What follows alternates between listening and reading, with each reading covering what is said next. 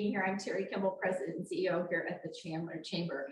And I want to do a shout out to our Diversity, Equity, and Inclusion Committee because it is really important to them and that we bring the knowledge of these faith traditions that we have here in Chandler and really kind of bring it to life. And as we celebrate one another, I'd like to thank members of that committee. And many of them are in the room as well as online today. So thank you. And I would also like to acknowledge our sponsors because these programs wouldn't be possible without them. PayPal, Toyota Financial Services, Intel, Edward Jones, Terry McKibben, Salt River Project, and as well as Wells Fargo. So let's give them all a round of applause. It's my pleasure. I'm going to have Rick Human come on up here. Rick Human is our 2022 chairman of the board for the Chandler Chamber. And Rick, would you like to say a few words on behalf of the board? Thanks, Terry. Thanks a lot. Just real quickly, I want to thank first the panelists for coming here this morning, everybody else come. Diversity, the whole diversity, equity, and inclusion is super important to the Chamber. We are still spearheading our work in that. We'll continue our work through next year. So it's very super important to us, and I really do appreciate what everybody's here to listen. This community is probably the most diverse community in Arizona, and it's super important that people fully understand what's going on. So I will leave it to Tyler now to get this thing rolling. Thank you, everybody. Thank you, Rick. And Tyler Conway. Tyler is our moderator for today's event. He is Senior Manager at PayPal within the Global Enterprise Risk Management. He's very active in the community, acting as one of our co-chairs for the Chandler Chamber's Diversity, Equity, and Inclusion Committee, as well as the co-founder of PayPal Pride and the chair of the City of Chandler's Human Relations Commission, and also co-founder and CEO of Chandler Pride. Thank you so much for being here, Tyler. Let's give Tyler a round of applause. Thank you, Terry. Very proud today to introduce our panelists. We'll go ahead and get started. We have a really strong panel, as we always do. Faith in Chandler is very important to our residents, and we have a very diverse community. So we're going to introduce in no particular order our panelists today. We have first Rabbi Michael Beyo. Rabbi Beyo was born in Milan, Italy, and has lived in England, France, and Israel. Rabbi Beyo earned 3 rabbinical ordinances in Israel, focused his graduate level studies at universities in Israel and the United States in political science, Jewish history, and Jewish philosophy. Rabbi Beyo began his career in the toy industry and then spent many years in high-tech renewable energy before transitioning his entrepreneurial expertise in passion for Jewish nonprofit. Since November of 2015, Rabbi Beyo has served as the CEO of the East Valley Jewish Community Center in Chandler, Arizona. Rabbi Beyo is a published author, university lecturer, and sought-after speaker with focus on theology, bioethics, Zionism, Jewish history, and law.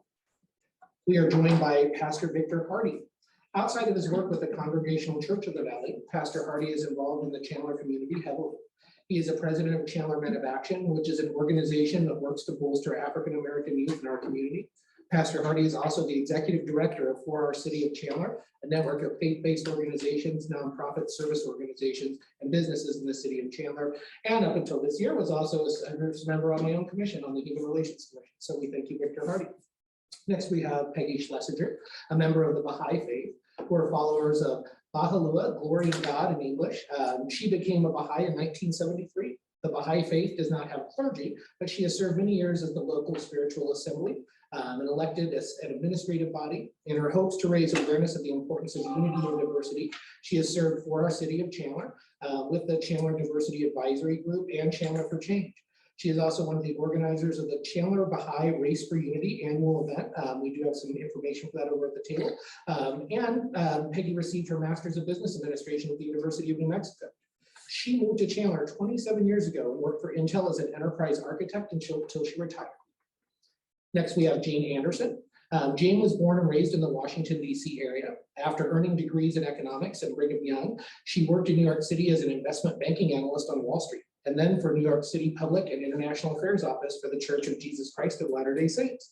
She received her master's degree in political science from the City University of New York. The last 7 years, she's taught a course about politics, economics, and religion as an online instructor for BYU, Idaho. She's been married to her husband, John, for 22 years and has 4 children ranging in age from 10 to 19, including identical twins with special needs. Rounding out our panel today is Imam Omar Tulil. Imam Omar Tulil is a graduate of DePaul University with a bachelor's in religious studies and is currently pursuing an MA in Islamic studies and Christian Muslim relations from the Hartford Seminary. He has pursued his traditional study of the Islamic sciences with scholars in the Middle East and in the United States. He currently lives in the Phoenix Valley, where he serves as Imam at the Islamic Community Center of Tempe, Arizona, and as a university chaplain for Muslim students at Arizona State University. Thank you all so much for being here today. And without further ado, let's jump right into our questions. So if we could give us kind of a brief introduction of the history of your faith group in Chandler, and Rabbi Beyo. Well, good morning and thank you for having me here. It's always a pleasure to be part of this panel. I have been on these kinds of panels with my distinguished colleagues many times, and it's always nice to see them and see all of you. The Jewish community in Chandler exists, if I am not mistaken, at least for the last 40 years.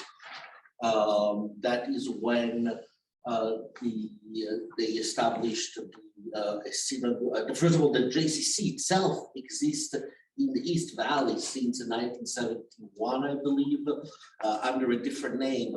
It went through a few names. So we are already here for 40 years, and then there's been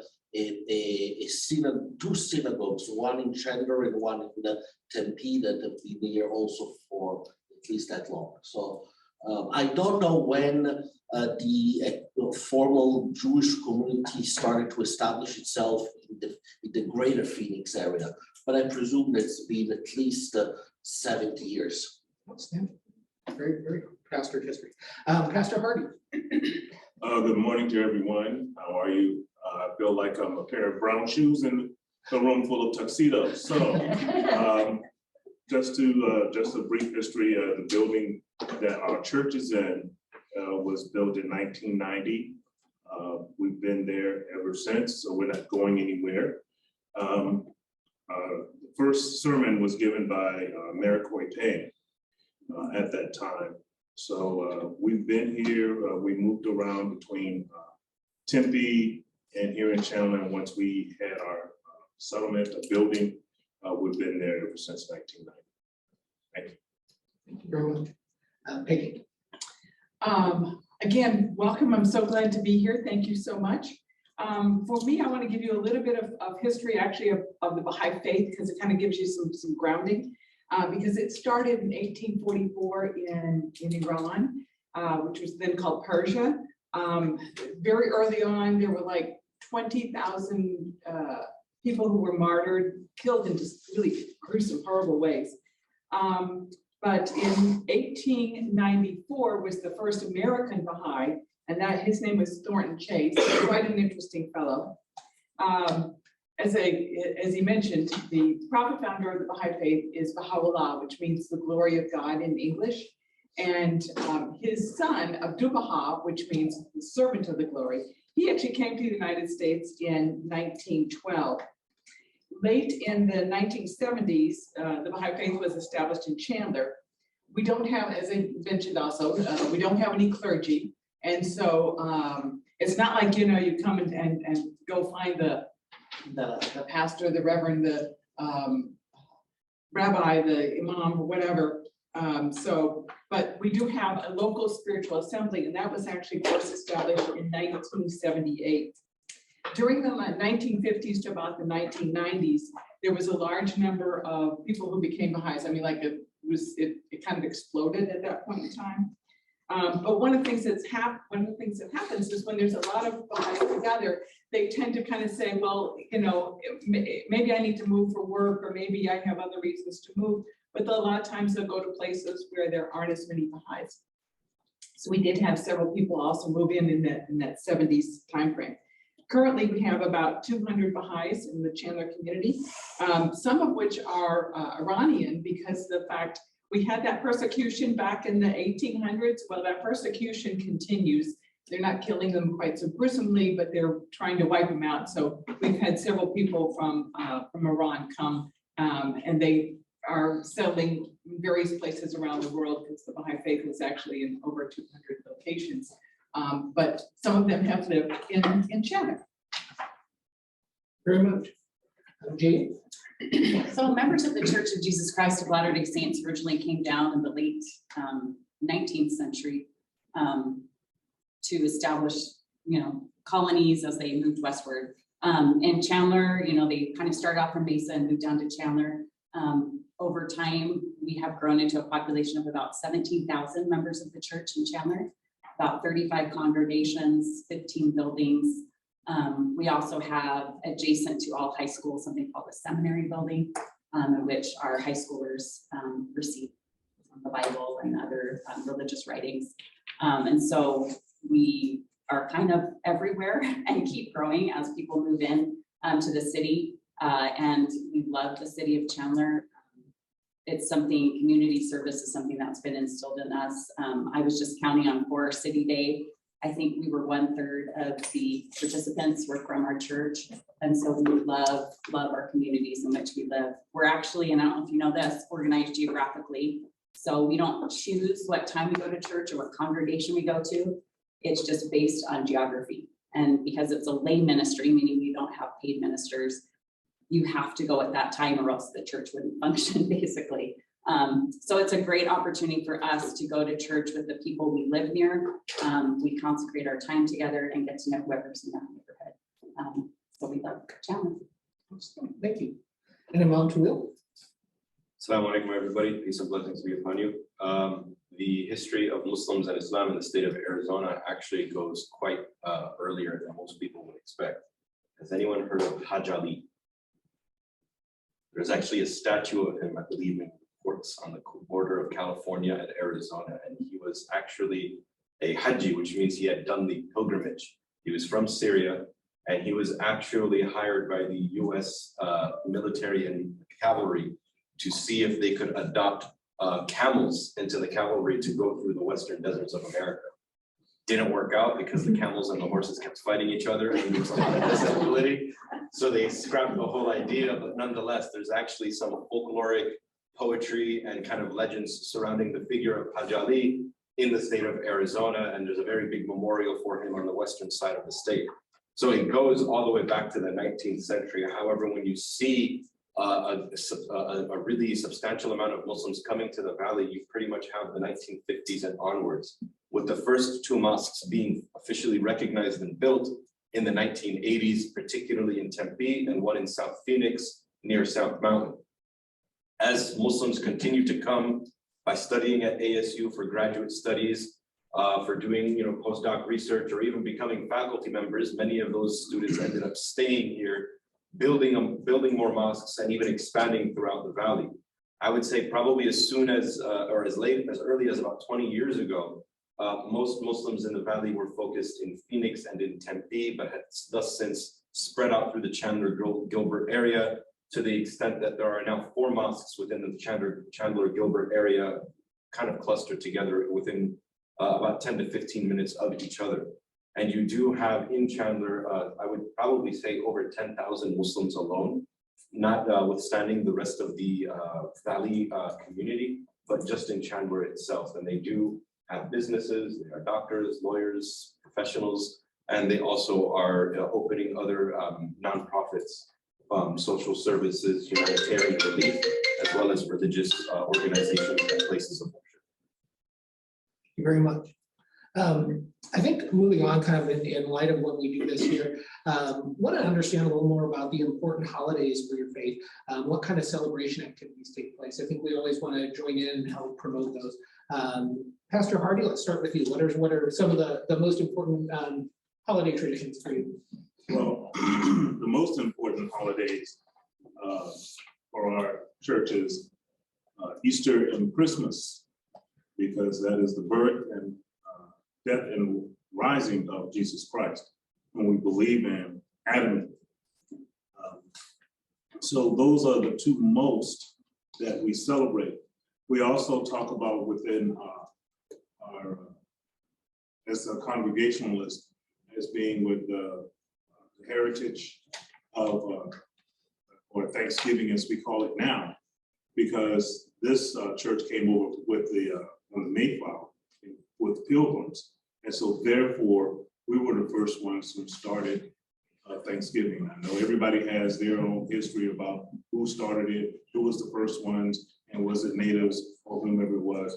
But our history says that this is where it started, and so that is very important to us.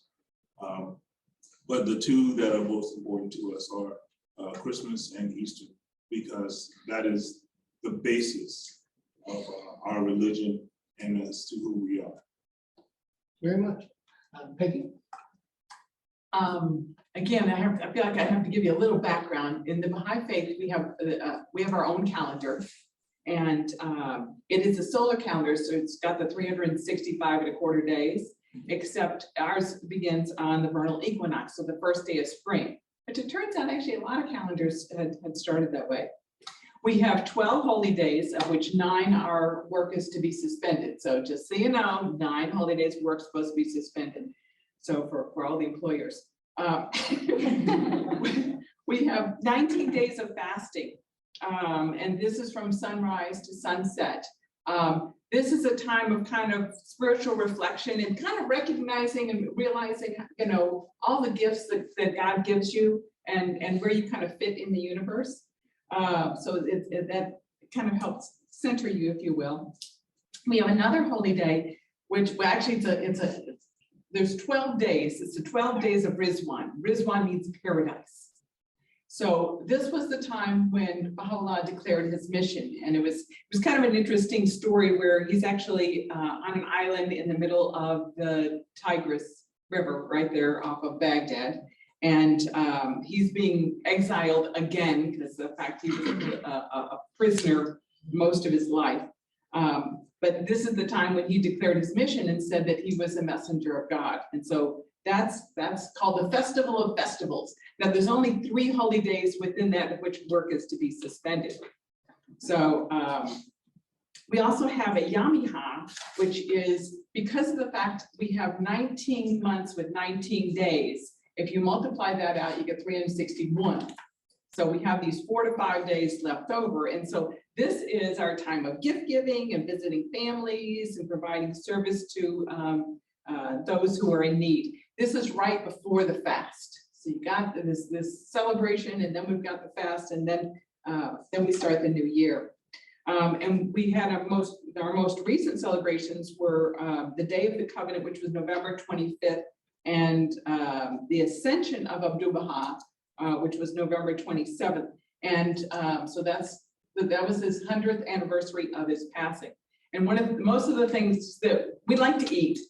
So a lot of our celebrations have to do with, you know, food, either it's, you know, a planned dinner or a potluck or something. But we like to party in that way. And then a lot of times it's like for the days of Rizwan, a lot of times we'll be telling the story of what happened during that time. Sammy, thank you. Jane? So Pastor Hardy kind of stole my thunder as a Christian church.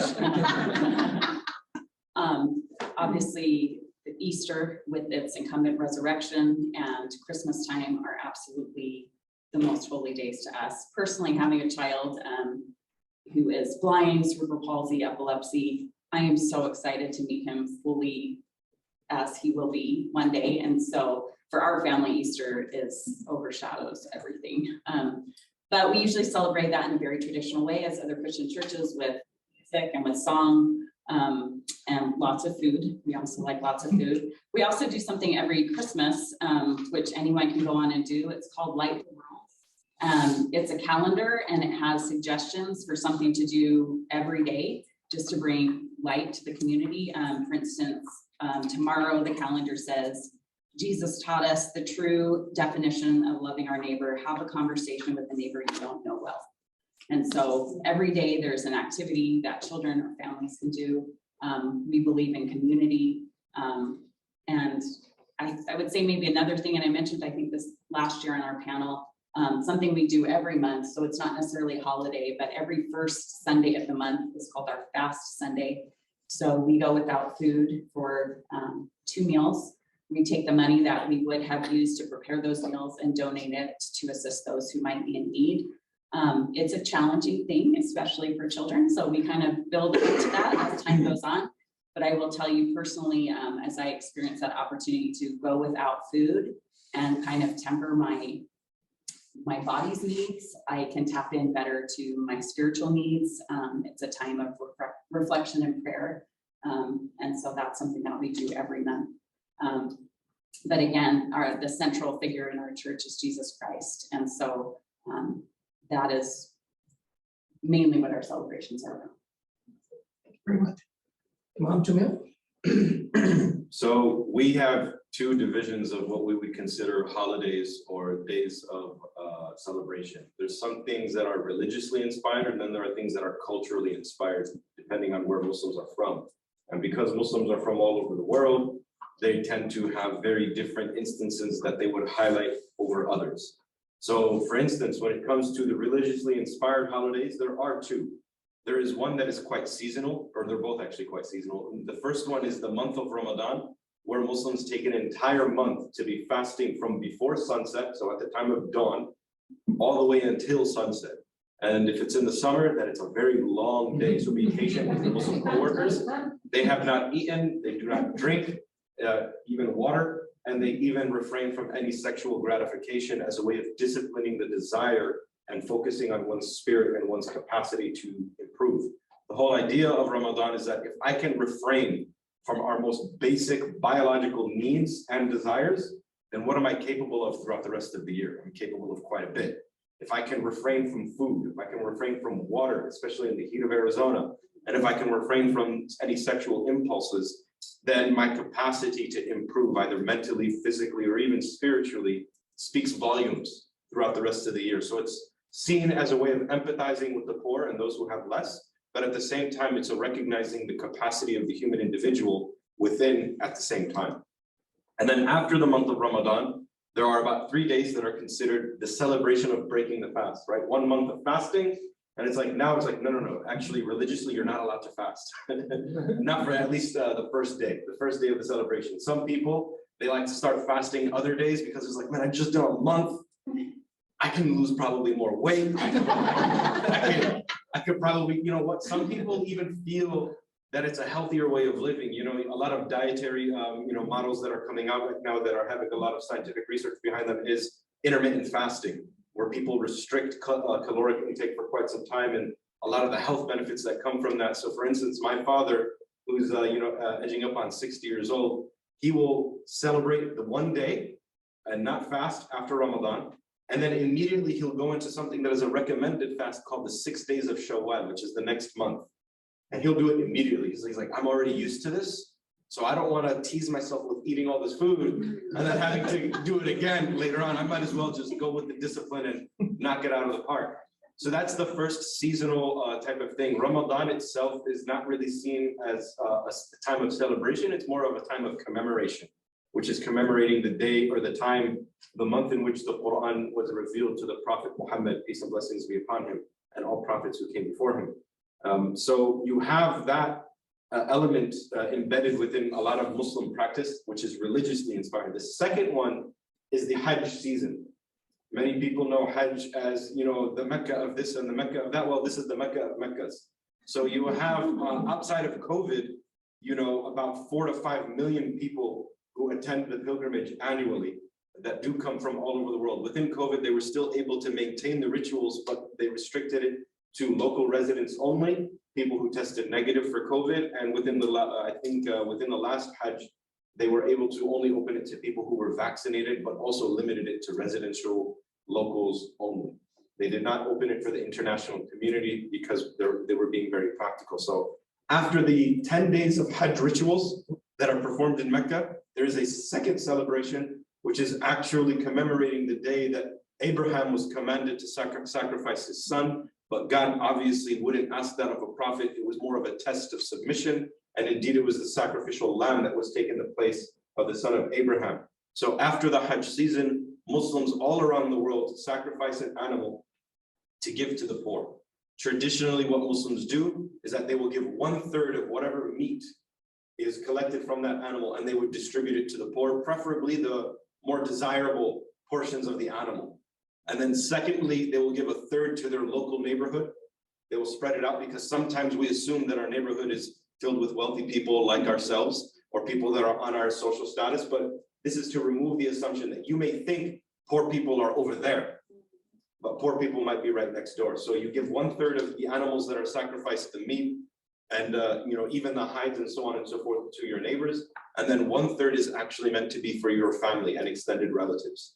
So many Western Muslims who do not have a shortage of meat in their daily diets or in their lives tend to sacrifice the entire animal and give the entire animal away as a donation.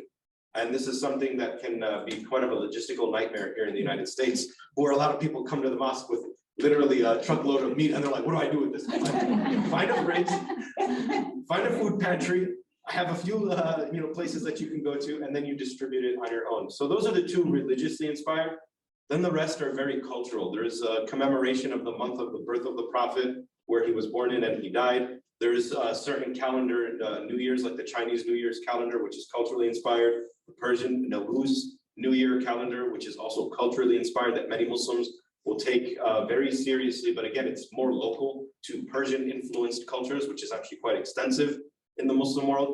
And then you even have certain things like the advent of Muharram, which kind of does two things. It commemorates the day that Moses freed the sons and daughters of Israel from the the pharaonic influences of Egypt. But it also, for many Shi'i Muslims, it commemorates, and for Sunni Muslims, one of the martyrdoms of the grandson of the Prophet Muhammad, where he was brutally killed by the political powers because he was kind of standing up for what he believed to be just, and he believed was against injustice. So you have many more as well. You have the births and deaths of certain historical figures, again, that are more locally recognized. So me being from the Middle East, I may or may not be aware of, or even, kind of use it as a holiday, some other things that a Muslim from Persia or a Persian influenced country, or from Far East Asia or North Africa, or even in Latin America or in the United States. For instance, my father doesn't really relate to Thanksgiving because he's like, I don't understand it. But whereas, for instance, me growing up in this country, this is something that I kind of, adopted based on my own culture and my own heritage as well. So again, it's kind of religiously inspired, and then culturally or custom things that are inspired by custom. Thank you very much. Rabbi Beyo. So in Judaism, it's very difficult to separate the culture from religion. They're very much intertwined. So similarly to what Imam explained in Islam, there is a religious holidays, and there's also cultural holidays. But in Judaism, they are all very much more intertwined than in Islam. And just like the Baha'i faith, we love to eat, as you can tell by this awesome specimen. So most of our holidays are connected with food. The most important holiday that we have is Shabbat. That happens once a week, from sundown to sunset. From sundown to sundown, from Friday night, so tonight until tomorrow night, it's 25 hours. That is, hands down, the most important holiday in the Jewish calendar. It happens every week. Talking about Thanksgiving, my wife says we celebrate Thanksgiving every week. And during these 25 hours, depending on which denomination within Judaism you feel more connected, you go to synagogue or temple, you spend time studying, praying with family, and traditionally, and today also for those who are Orthodox, like myself, there are 39 macro actions. 39, there is a misconception that we're not allowed to work on Shabbat. If that were true, you would not have rabbis. So we are allowed to work on Shabbat, but we're not allowed to do certain actions. And those actions in the Torah are called work. But that's where the misnomer comes. So for example, we are not allowed to use electricity. We're not allowed to drive. We're not allowed to write. We're not allowed to tear paper. We're not allowed to do 39 categories of actions that we're not allowed to do. As a result, many observant Jews tend to live within walking distance because we're not allowed to drive. So in order to go to synagogue, you have to be able to walk. And that day is spent with friends and family, going to synagogue or not, having meals together, and then just spending time together. So that is hands down the most important holiday that we have. And then we have, I think that there is no month in the Jewish calendar where we don't have a holiday or a festivity of some sort. So first of all, the one that occurs again regularly is the celebration of the new moon. Our calendar is a combination of the solar and lunar calendar.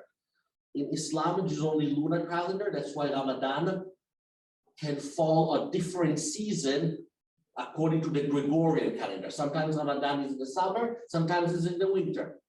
We did not want to have that issue because our holidays are very much also connected to the agrarian society. And so we use the lunar calendar, and then we use a 13 month every few years, the leap year, based upon the Gregorian calendar to reset them so that Hanukkah, and right now we are in the middle of the festivity of Hanukkah, doesn't fall in August. We want Hanukkah to fall now, not in August. And we don't want Passover to fall in December. We want Passover to be in the spring.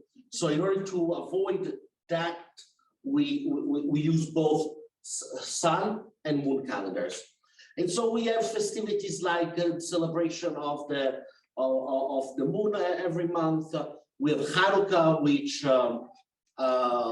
celebrates the reconquering of the temple during the Second Temple, when Syrian Hellenized did not allow Jews to perform our religion in Israel. So we were able to reconquer our own independence.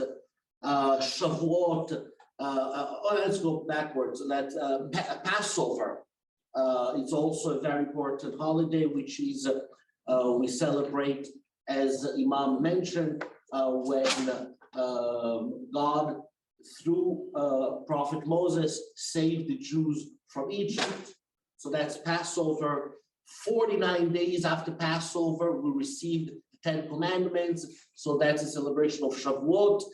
And in between that, we have also Sukkot, which is not celebrated in that time period, but it's celebrated right after Rosh Hashanah, which is our new year, which is 6 months later or 6 months before. It doesn't matter how you look at it. It's always 6 months. We have holidays that celebrate the trees. We have holidays that celebrate various personalities throughout Jewish history that were important for one reason or another.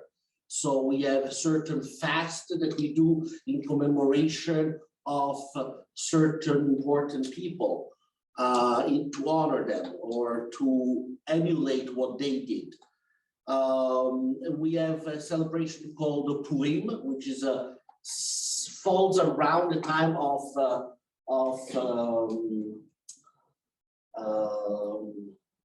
I forget the name in English of this festivity. In Italian, we call it Carnevale.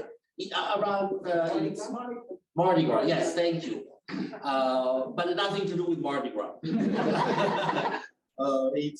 See, Jewish history is very simple.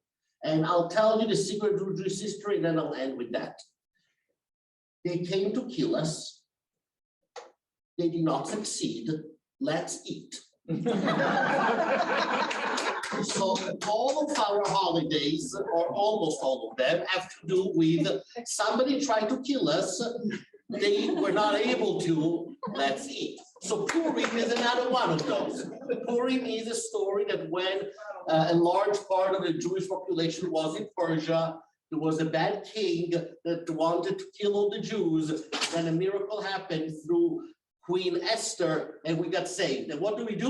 We eat. Again, Hanukkah, what do? We eat. That's it, simple. So I have to say, when I lived in Israel for a time, I studied abroad in college, and Purim was my favorite thing. Everyone dressed up as if it was Halloween. And you went and they read the book of Esther, and there was booing and hissing, and it was very participatory, and it was so Yes, much and fun. actually Purim is that one holiday where, according to some, depending how you interpret the text, there is even an obligation to get drunk. So this is like. Keep me up. I have a question. Yes, sir. So I know the Jews and the Muslims use the lunar calendar. Yeah. What do you do with Jews on the south of the equator? Do they have their own following? Because the Muslims, they had, there was like a lot of conferences when it came to, you know, combining different calendars internationally of, if we keep Ramadan in the winter, which I would love if it was in the summer, then Muslims south of the equator are suffering because they're having it in the summer. So is there a way Yeah, that it sucks for them.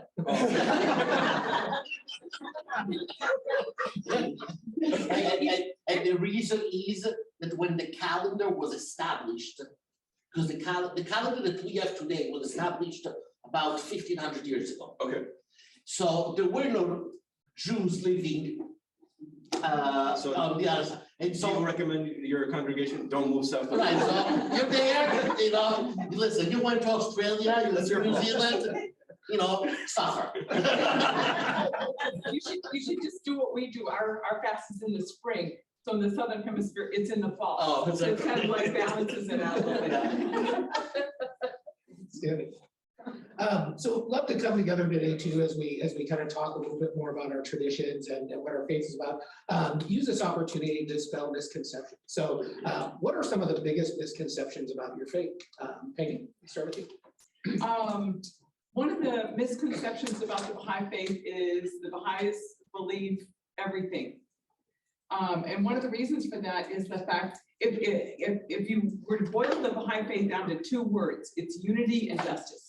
And with unity, you kind of say we want to welcome everyone and love everyone.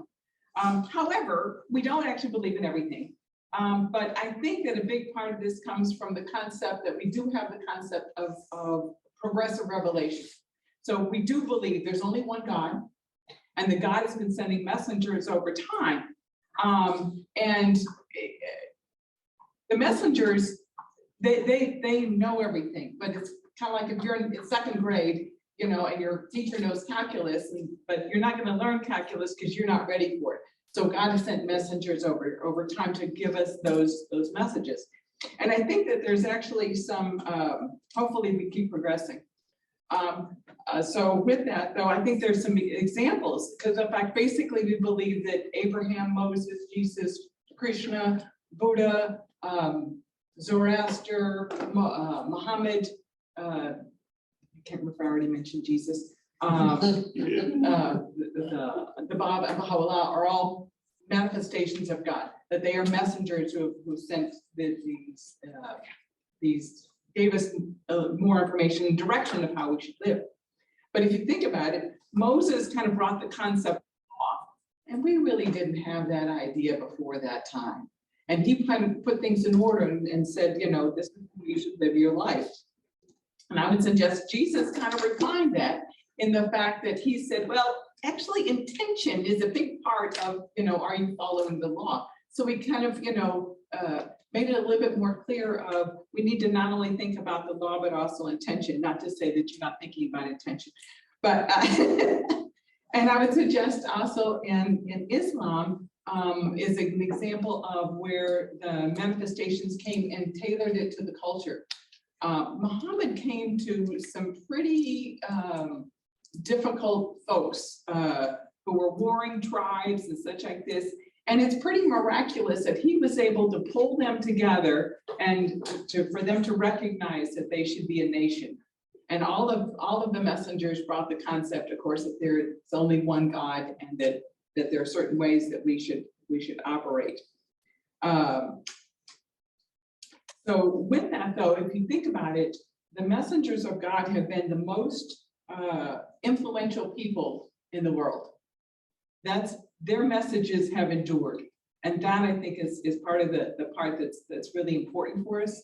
But like I say, we actually don't believe in vortexes and stuff like that. We may love you if you do, but it doesn't mean that we necessarily adopt that. But I think that that's kind of one of the reasons why people kind of think that, because of the fact we accept all of these messengers of God as being messengers of God, and kind of like we're all one religion. Just different kind of installations of it, and that's wonderful. That's great.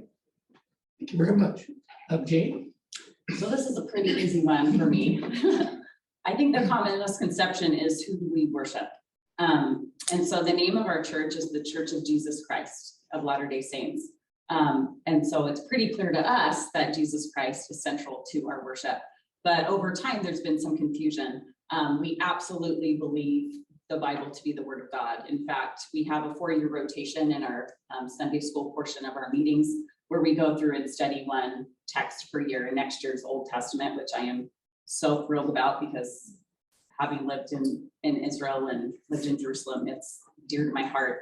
So we absolutely believe in the Bible. We also believe in the Book of Mormon, which we believe to be another testament of Jesus Christ, where Jesus Christ came to the ancient Americas. And so it's a supplement, not a replacement for the Bible. Some people will call us Mormon from the title of that book. Mormon was actually just one prophet in that book who happened to be the one who compiled all of the writings. So we don't worship Mormon, although we believe he was an ancient prophet in the Americas. There's also confusion as to whether or not we worship a prophet. So we believe that after the apostles died, that there was an apostasy that happened on the earth, and that priesthood authority was taken off the earth and was restored to a young man named Joseph Smith in Eastern America. And we believe that that's when continuing revelation entered the earth again. And so we have a modern day prophet that we hold to be a mouthpiece for the Word of God. Right now, that man's name is Russell M. Nelson. Fascinating to me, his background is he's a cardiologist, he's a medical doctor. So for this time, what better to have a prophet than a doctor at this time? And so we love the prophets that serve as mouthpieces to the world, but we do not worship them. Absolutely, Jesus Christ and his atoning sacrifice and the enabling power we receive as we repent and try to become more like him is the absolute central focus to our church. So hopefully that is a misconception that we can remove. Very much. Pastor Hardy? In the same vein, most misconception that we have is that as a Christian that we do not believe in the Old Testament. And if you talk to the rabbi, he'll tell you there's no such thing as an Old Testament. So,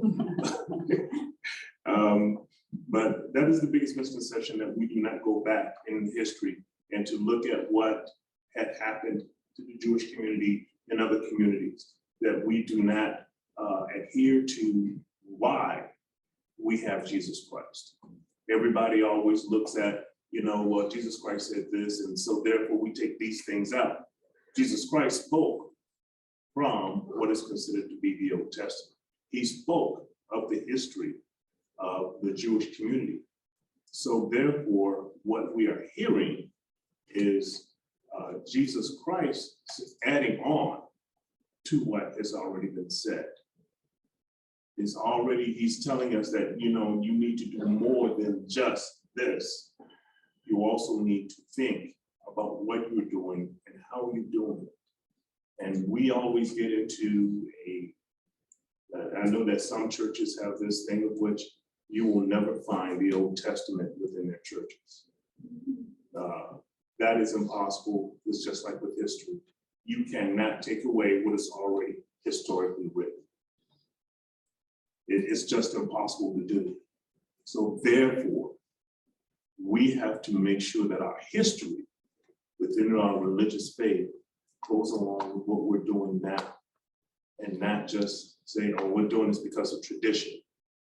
Tradition is not what our faith is. We always talk about, we do this because, and we say things because we keep hearing. That is not who we are. We go by our faith, we go by our heart, we go by the things that are going on around us. And so within our faith, yes, we look at our history, but we also look at the present tense of what's going on around us. And sometimes we have to adjust to those things. So it is, our biggest misconception is that we don't believe in the history of the Old Testament, but we also know that things are happening around us that we need to talk about and deal with. Thank you. Rabbi Beyo. Where to start? The misconception about the Jewish people are time immemorial, from being those who killed Jesus to being those who have poisoned the wells and brought the Black Plague, to we are the richest, we are the poorest, we are communist, we're capitalist. We, by the way, are the ones who brought COVID-19 to Arizona, and we're the ones who are and we are the ones who are own all the pharmaceutical companies. That was the Chandler School Board. Yes, yes, but it's not only there. I mean, open Facebook and you will find all kinds of misconceptions, and anti-Semitism is the oldest virus in human history, and that virus, we have not found a vaccine for that virus yet. Anti-Semitism is alive and kicking, also here in Arizona, also here in Chandler, and all over the world. It's alive and kicking more than when I was a child. It's growing. So that is in a nutshell. There is, but I would like to point out some misconceptions that my dear friends have said. There is no Old Testament for us. The term Old Testament actually can be quite offensive, because old means that it's old and that there is a new one, right? Now, I understand that for some of you, that's the way you feel. But if we're talking about misconceptions and we're talking about diversity and equity and respecting each other, then we have to be careful how we talk about our text. So for us, it's not old at all, okay? Intentionality was mentioned here twice. There is a misconception that we are mindless OCD in what we do. Now, we are OCD, but we're not mindless. So there is a lot of intentionality in what we do and why we do and how we do things. And often, because Judaism is the oldest of the monotheistic religion, or at least in the West, and it's the amount of data and information that exists in Judaism is huge. And so there is even misconceptions from Jews about Judaism, okay? So for example, some Jews that I know, they think that just because in their family they like to eat brisket on Passover, that you have to eat brisket on Passover. No, you don't. But you understand how sometimes these conceptions come also from within our tradition. And I find myself that when I teach, and when I teach to the Jewish community, often I am there to explain, actually, that's not really true, but my grandmother did that. Yes, and your grandmother was not the word of the Lord on earth. With all due respect to your grandmother, okay? Like, you know, the fact that we all in our homes do certain things, that does not mean that that is what our respective traditions say that we have to do. Another big misconception is that I find in America is that all Jews are from Western or Eastern Europe. And that is a huge misconception. About 50% of the Jewish people come, or they can trace their origin, they're coming to this country from European countries, and the other 50% comes from the Middle East. Actually, Jews have lived in the Middle East since time immemorial. There's never been a time where Jews did not live side by side with our Muslim brothers, or even before Islam, with the population that existed in those lands there. Jews in Iran, today there is a community of Jews in Iran, 30,000 Jews in Iran. They have lived there in Iran since the destruction of the first temple. So we're talking 2,500 years. So they are more Iranian than the Ayatollah, you know, like, you know, like, you know, Jews in Morocco, Tunisia, Egypt. My family lived in Turkey for 500 years. So I'm also from the Middle East. So then there is a big misconception, because the majority of Jews in America come from Western or Eastern Europe, that all Jews come from Western Eastern Europe. And as a result, all Jews are tall with blue eyes and blonde, just like myself. And that's not true. Jews come in all shapes and colors. There is a Jews of color, there is a Jews, Chinese Jews, tall Jews, short Jews, whatever Jews. It doesn't matter. We don't come only from one place. Thank you. Imam Tulil? That's actually the same large misconception as the Rabbi mentioned. I am Arab, so full disclosure, even though I may not look it.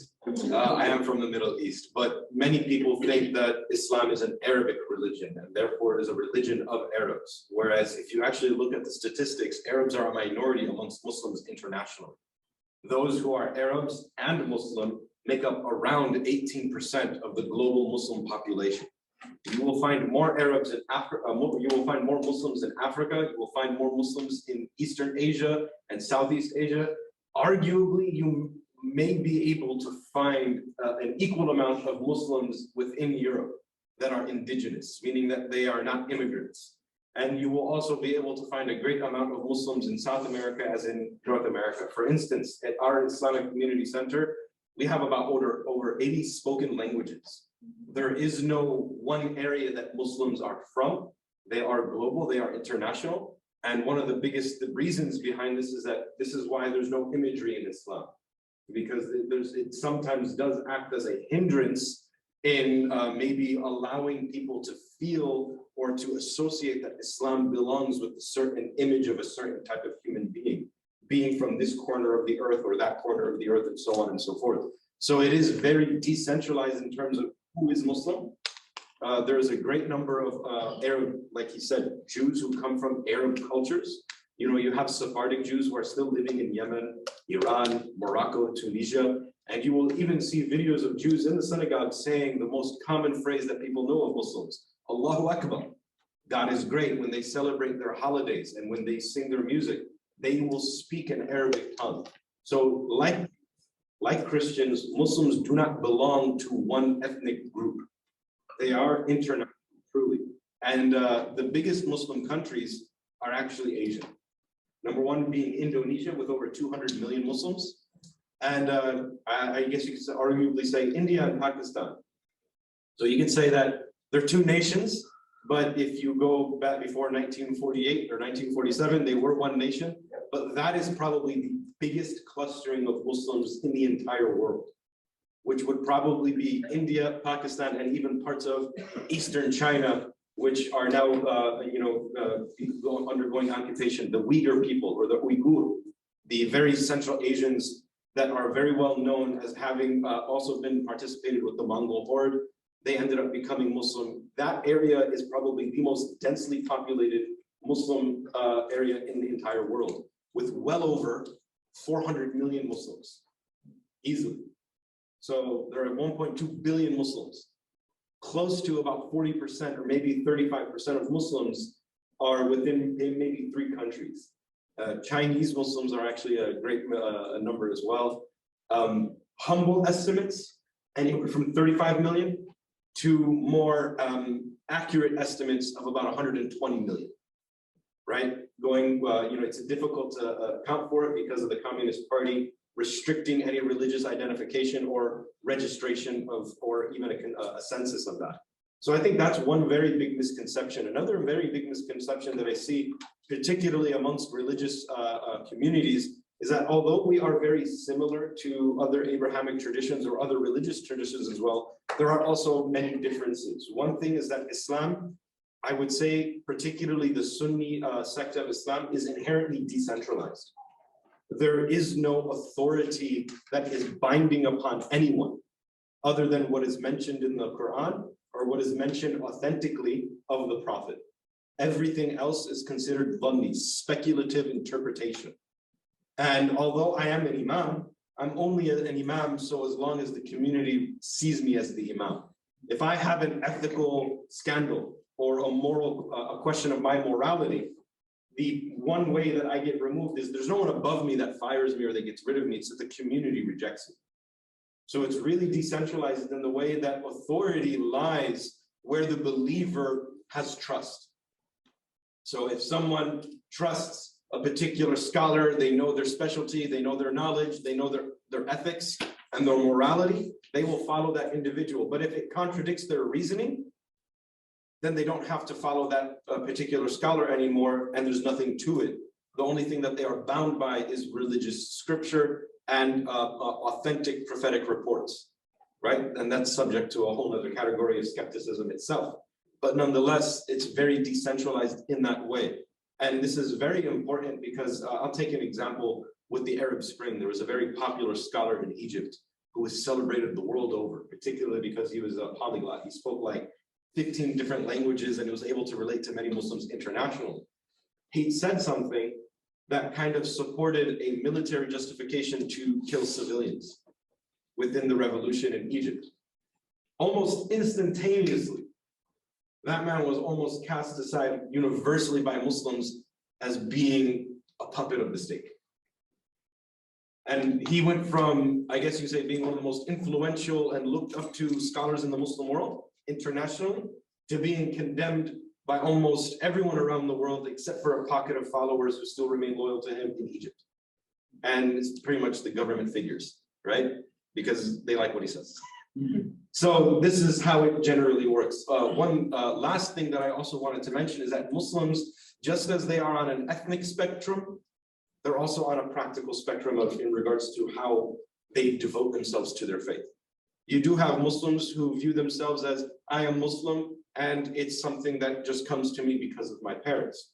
You have people who are Muslim, and they will practice the letter of the law and everything to the T every single day of every single year of their entire life. We're OCD too sometimes.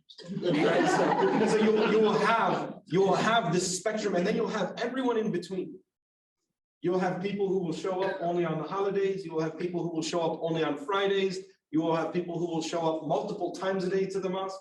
And again, it's decentralized. There's also this idea that when it comes to prayer and rituals, they don't need to be performed within the mosque. The mosque is just an excuse for people to get together and have a sense of community. But most Muslims pray at their work. They'll pray at their home. They'll pray anywhere. So if you see a Muslim praying, they're not preaching. They're not trying to mix religion and state. It's just prayers are usually time sensitive, so they have to make it within a particular time. And they can pray anywhere. There's no sacraments in Islam, right? You know, what makes a Muslim? They say they believe something. That's it. And is there a sacrament that is to be performed within the religious practice? No. There are rituals, but they are not held as sacraments in that sense. And I think lastly, so that we have a little bit of time for our audience here, just want to give an opportunity to each of the groups to share any open to the public events that you have coming up in the next few months. Imam, we have open events 24/7. We don't restrict anyone because we're on ASU's campus. We oftentimes have people hearing the call to prayer and they're not Muslim, like, well, what was that? That was cool. And then they just walk in. So our doors are open. I mean, the only restriction that we have is how many people do we accommodate at a time due to COVID restrictions. We are still trying to enforce social distancing. Just because if anyone has seen Muslim prayer, it's quite intimate. We stand shoulder to shoulder. We're not standing shoulder to shoulder now, but we're like 3 feet apart, which is still a bit too close for some people's comfort. So we try to make sure that, whether someone is vaccinated or unvaccinated, that they have access to the house of worship and they can come to our programs. We have a lot of mosque tour requests that you can fill out online to come see the mosque, to come and ask questions about Islam, to sit with myself or to sit with anyone else in the mosque who is available at that time. I don't live there. So, I may or may not be there. So it's open to the public at all times. The only time that might be difficult is Friday prayer, just because of the overwhelming amount of people that kind of come for the religious sermon, which is done once a week. And other than that, we're open 24/7. Okay. So right on our buildings, it says visitors welcome. So anyone is welcome to attend any service at any time. In particular, the Sunday before Christmas will be an especially special service where we'll celebrate with music the birth of the Savior. There's a lot of community events. Like I said, we have 35 congregations in Chandler. And so depending on that particular congregation, they might have a celebration. For instance, we have one that's along with First United Methodist of Gilbert doing Messiah sing-alongs. We have all sorts of things like that happening. But something that's super exciting, and it's not in Chandler, but it's in the Gilbert Water Tower Plaza, is something called the Giving Machines. Mayor Harkey was there for the ribbon cutting, along with the mayors from Mesa and Queen Creek, vice mayors from Tempe and Surprise. These giving machines were set up by our church. They have a combination of national and local charities. In 2019, when we last had them, we raised $6.3 million for local and national charities. In Gilbert alone, our mission raised about just over $1 million for local and national charities. If you haven't been there, it's awesome. You walk up, bring your kids, your grandkids. It's literally a vending machine. You can buy a chicken for someplace in Africa. You can buy a set of clothing for a new week. And so you go and you just purchase little things that drops down, and all of those charities will receive all of those donations. So that's something that we encourage everyone to do. It's such a great community event. Thank you very much. Rabbi Beyo. So all of our programs are always open to anyone. We have an early learning child center that accommodates about 150 kids. And we have kids that come from all walks of life, families that come from all walks of life. We have camps throughout the year that are open to kids all the way until 9th grade, that are open to every kid. And every other program that we do, you can find them online at evjcc.org. And you can also sign up for our newsletter. And everything we do is open to everybody all the time. Some programs are for a fee. Some programs are for free. We try to strike a balance. The fee is usually to ensure that people will actually attend. And so some of the big programs that are coming up, we're gonna have, because of COVID, we still are doing most of our community programs online. So some of the things that are coming up and are going to be pretty big are 3 concerts that are going to be multi-faith and multicultural concerts. So it's going to be a combination of Jewish music, with the Muslim music, with Hindu music. So it's going to be in other traditions as well. There's going to be 3 Sundays, January, February, and March. You can find it on our website, evjcc.org. And then we have movies, speakers, parenting classes. We have a lot. And everything is always open to anybody at all times. Thank you very much. Mr. Hardy?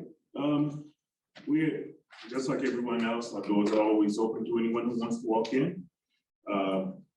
We're going to talk about Christ when you walk in. We're going to say some things about being the best person that you are going to be. We invite all those who are CMEs who only show up to church on Christmas, Mother's Day, and Easter. We invite anyone who wants to CME. We have a lot of those. And like everyone else, our churches are really packed with a lot of people on Christmas, Mother's Day, because you have to be at church on Mother's Day. Because if you don't, especially with the African American community, we have people who don't show up on Mother's Day, and that's it. Brothers and sisters show we see in church. You know, it's Mother's Day, and you know, you talk about eating for, you know, our culture, it's 3-4 days. And eating with mom, and mom cooks. I see all the African American women say they go, I'm cooking on my own day. This doesn't make sense to me, but I'm going to do this because everybody's going to be at my house. So, and also Easter, because we love to celebrate the rabbit. I'm sorry, the bunny rabbit. No, that's not it.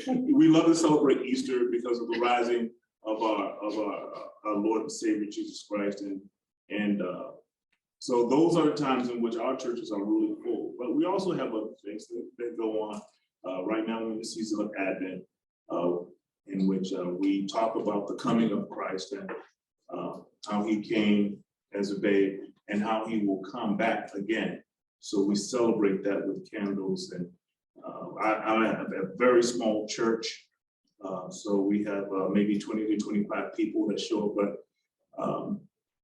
during this time, during the time of COVID, we have a lot of people around the world who watch us. And I think that technology has really changed the way that we have done things, has made us a lot more popular than other people would have, you know. And I'm sure that's going on in everybody's churches, that all of a sudden you have people from Brazil or England or any other place that all of a sudden land upon what you are doing. And all of a sudden they're celebrating things with you at the same time that you're celebrating.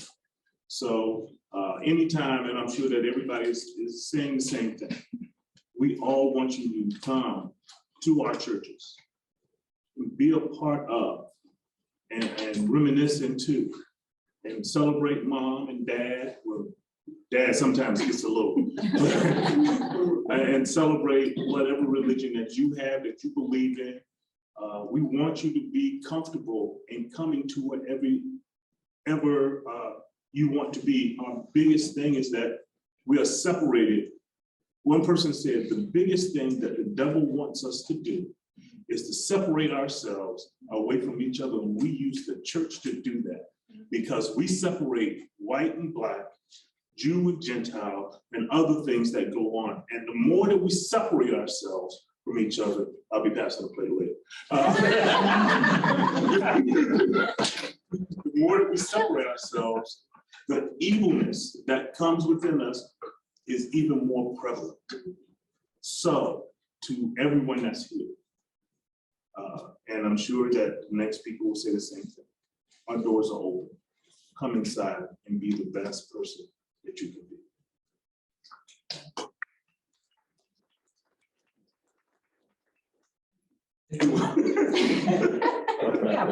First of all, I want to apologize. No. Because in fact, you know from all the conversations we've had. I just picked on it.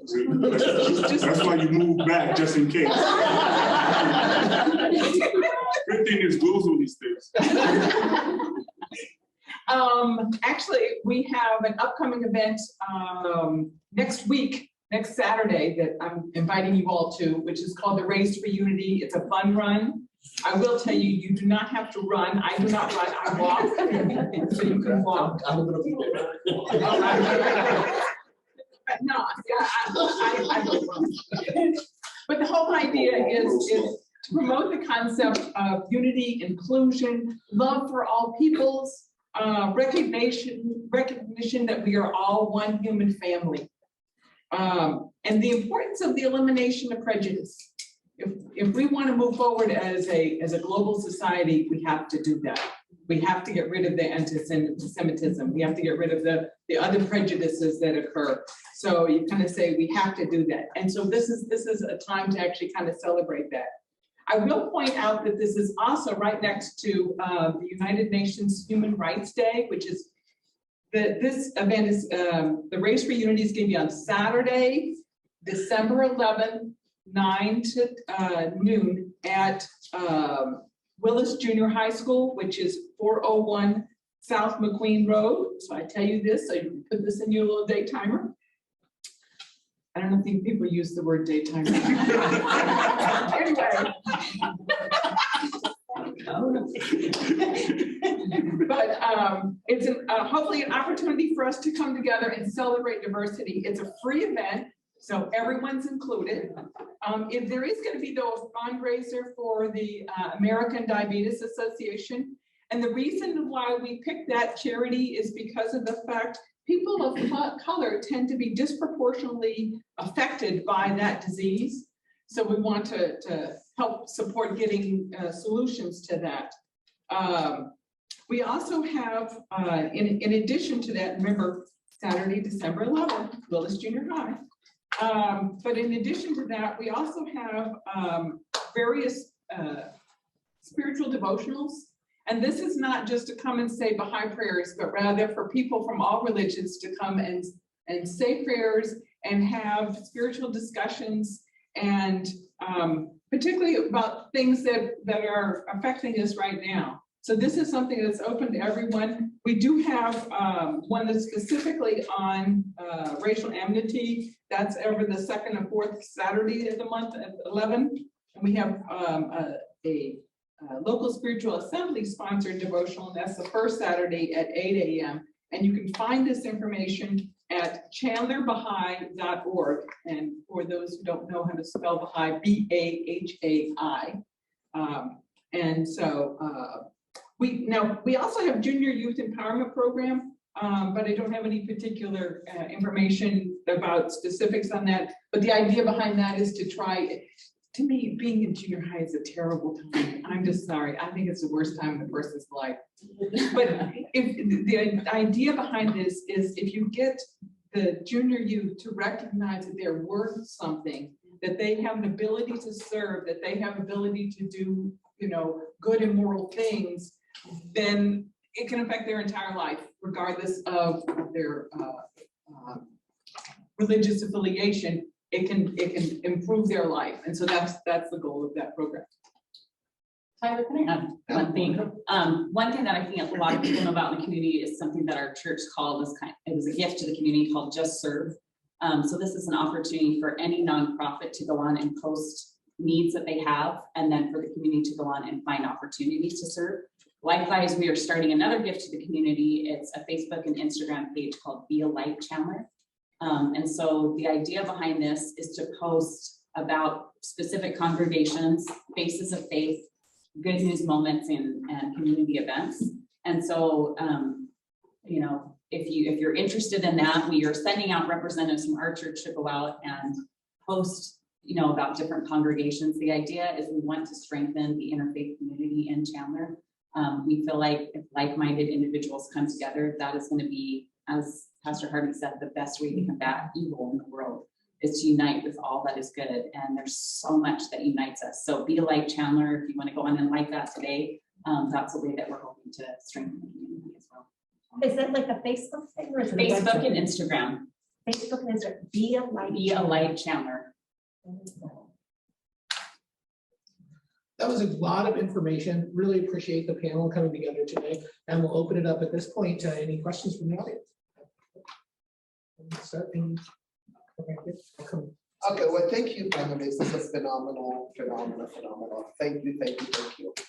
Question for the Imam. Talk to us about the 5 pillars of Islam. So generally, there's a few categorizations of things that explain what Muslim life is like or what Muslims do. One of them is through the 5 pillars of Islam, which represent the 5 main rituals that exist within a Muslim's life, either daily, annually, or even monthly. So the first one is that what makes a Muslim, it's declaring one's faith. This is the first pillar, that they believe in the oneness of God, indivisible, and that they believe that the Prophet Muhammad is his final messenger, affirming all messages, all prophets, all scripture, and all revelation from before. That includes the Gospels, that includes the Torah, that includes the Psalms of David, and so on and so forth. All of that would be considered as religious scripture, the scrolls of Abraham. It's not restricted also to the only the prophets that are mentioned in the Quran. So if it be Buddhist scripture, or if it be Confucius, and even some Muslims believe that Socrates himself was a prophet. This is something that is inclusive, anything before Muhammad. If there is some type of wisdom that comes from any tradition, then this is something that may be considered to be respected and even held as a scripture, or even held as the words of a prophet. So Muhammad being the last, but certainly not the only. The second pillar of Islam that goes into one's daily life are the 5 daily prayers. The 5 daily prayers are depending on the movements of the celestial orbit of our entire universe, beginning with the prayer that is at dawn. And depending on the season, we're either waking up at 3 a.m. or maybe even 6:30 a.m. And if you're on the East Coast, you're probably waking up around 7, because that's how late sunset goes on to. So it's all relative. After that, you have the slightly past noon prayer, which is when the sun is at its highest point, or just after it. Thirdly is the late afternoon prayer. So when you start to see the sun going towards the horizon.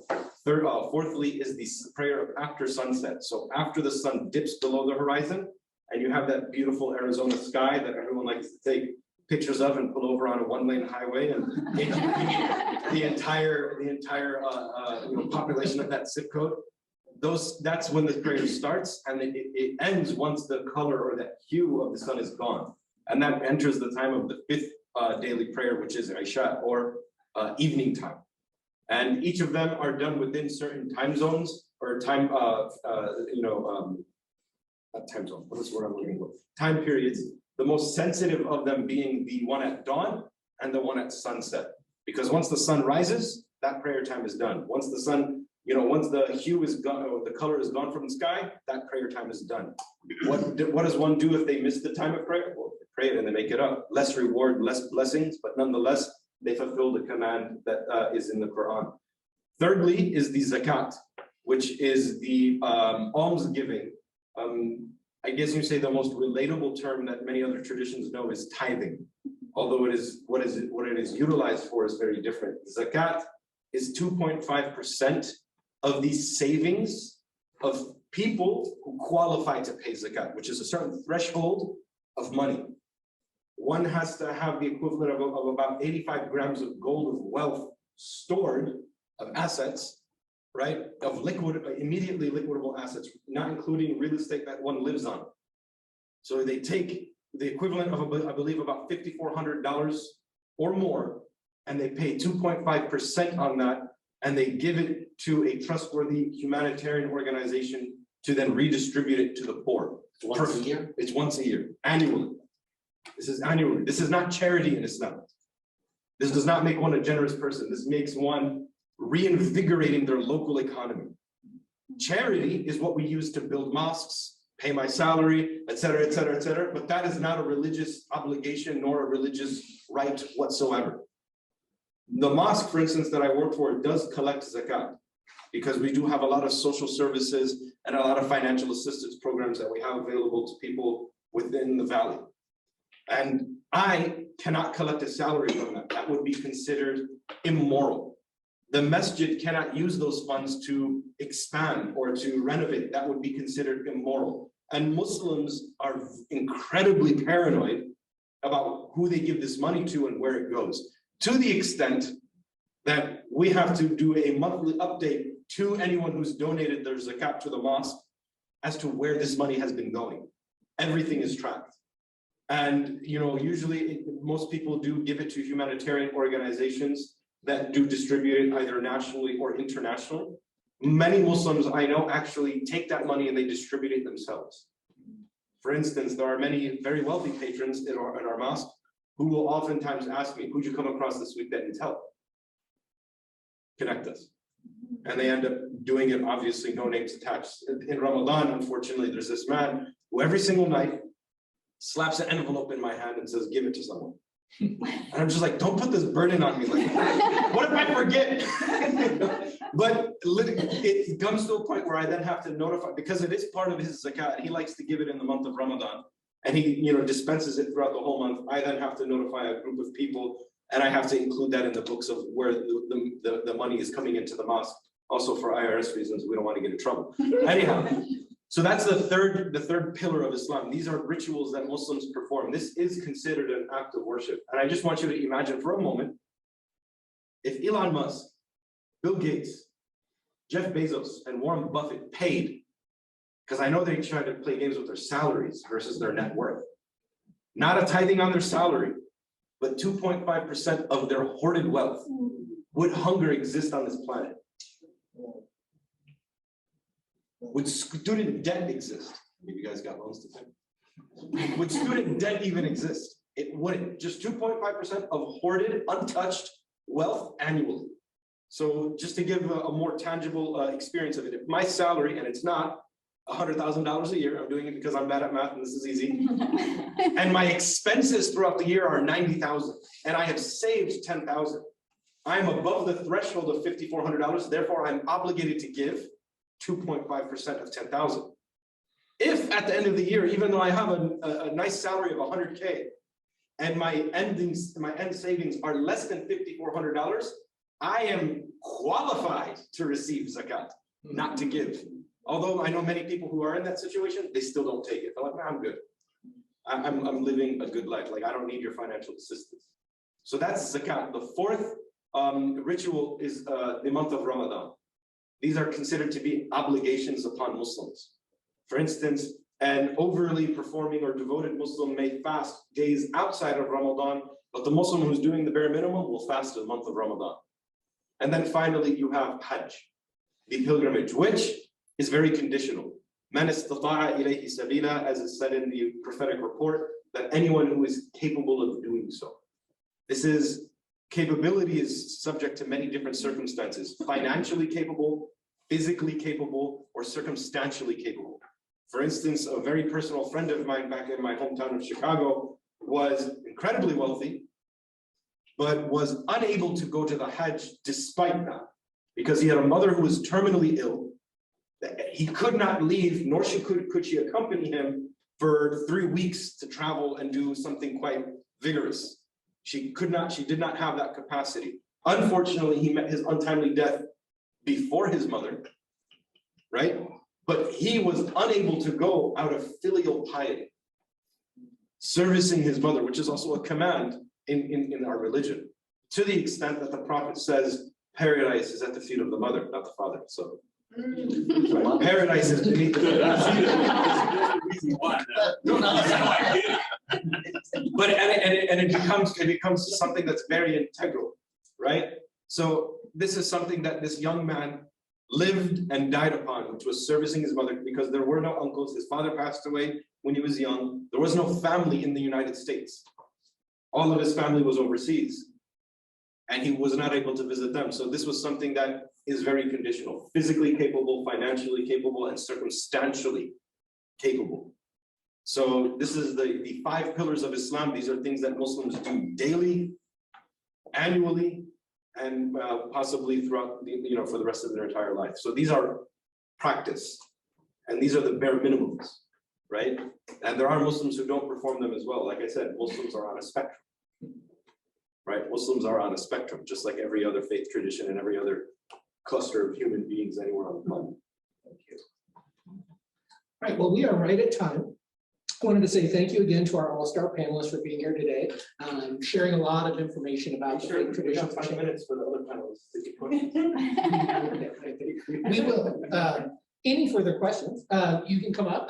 If panelists are here and have time, can come forward. Also, you can direct those to the Chandler Chamber and we will get answers to those questions. We'll direct them to all the panelists or the relevant panelists. Thank you again to our sponsors for making the event possible and supporting diversity, equity, and inclusion programs. PayPal, Toyota Financial Services, Intel, Edward Jones, Terry McKibben, Salt River Project, and Wells Fargo. And please join us for our next Diversity, Equity, and Inclusion Roundtable from 8 to 9:30 on January 25th, right here at the Chandler ASU Innovation Center. This event will discuss the intersections between homelessness and mental health and highlight community organizations focused on those issues. We will keep this. Thank you all for attending. Feel free to